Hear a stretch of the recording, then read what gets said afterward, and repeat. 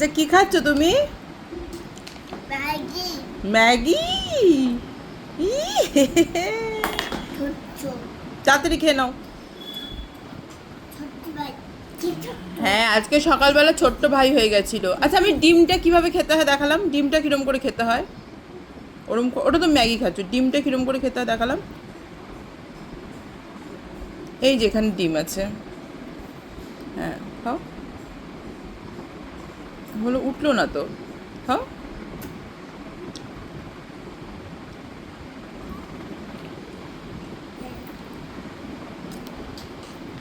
আস্তে আস্তে আস্তে আস্তে।